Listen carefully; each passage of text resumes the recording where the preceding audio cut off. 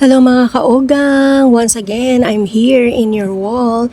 Thank you so much sa mga suporta ninyo guys. Salamat po sa isang oras sa lagi kayo nandoon na nakasupport sa aking live.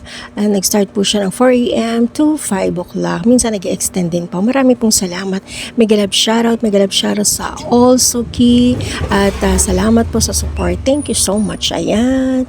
Guys, nandito po kami ngayon sa libreng binyagan ni Kapitana Rosalie Benaflor at Kapitan Philip Benaflor sa Barangay Wawa, Taguig City. Ayan, taunang libreng biyagan. Dito po yan sa Wawa po. Bali, ginaganap po yan yearly. So, tagsasampung bata po kada taon po, no? So, yan po, kahit malaki na yung pamangking ko ay, ayan, 3 years old na po siya. Ngayon lang pa siya napinyagan dahil marami po rito sa Wawa na wala hong kakayanan pabinyag ng bata, kaya po nagkaroon po ng ordinansa si Kapitan Rosalie Benaflor regarding po dito. Kaya nagpapasalamat kami sa kanya dahil marami siya natutulungan na mga bata na nagkakaroon na rin po ng binyag. Kaya salamat po sa nakaisip nito sa kapitan at kapitana at ang barangay council at barangay staff.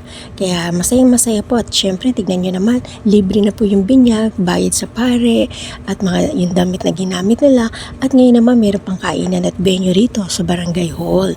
So di ba na sa barangay multipurpose catering pa siya, di ba? At may mga invited din po. Syempre, nandiyan din po yung mga ninong at ninang, pangalawang magulang. At syempre, mga gabay po ng mga residente, katulong po ng ating barangay kapitana, ang barangay council at mga staff at konsehal, ayan, barangay council. Yeah, thank you rin po kay Mayor Lani Cayetano na siya nagsusupport po dito po sa ating Taguig, Wawa. Kaya thank you so much at pakinggan po natin ang bawat sasabihin po ng mga kagawad at ng ating kapitana.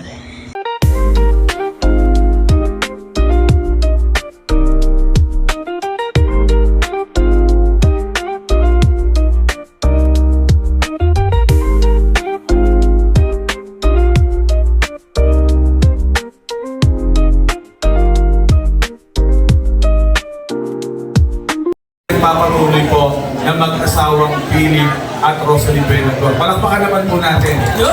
Alam niyo po, katulad na sinabi ni Kagawad Manny, wala pong involved na barangay fund po dito. Lahat po ito dahil sa pagmamahal, sa pagmamalasakit po ng mag-asawang Benaflor. Kaya po tayo ay nagtatapos po ng ganitong activities, ganitong event. Kada po sumasabit ang buwan po ng Mayo. Kaya muli, muna kayo mainit dahil mamaya magkakainan na tayo. At muli po, congratulations po sa lahat.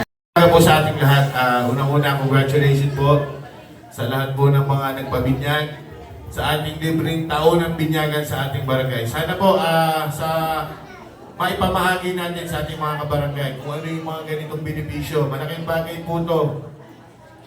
Maipakita po natin sa kanila. Wala na po silang gagastusin. Taon-taon po yan. Simula po nung sinimula ni Kapilip, pinagpatuloy po ni Kapitana ng mga kagawad.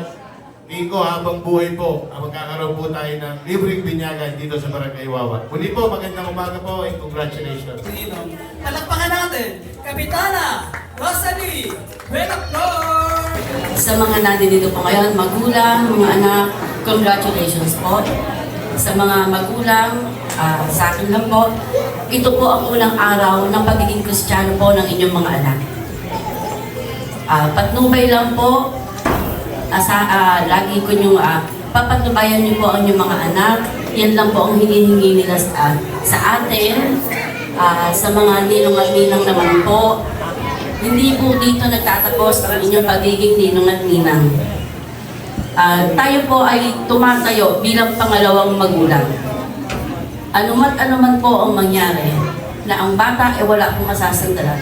Asahan niyo po, tayo po ang kanyang lalapitan at tayo po ang gagabay sa kanya. Pamunuan ay tuloy-tuloy po ang pagbibigay po ng ganitong klaseng serbisyo.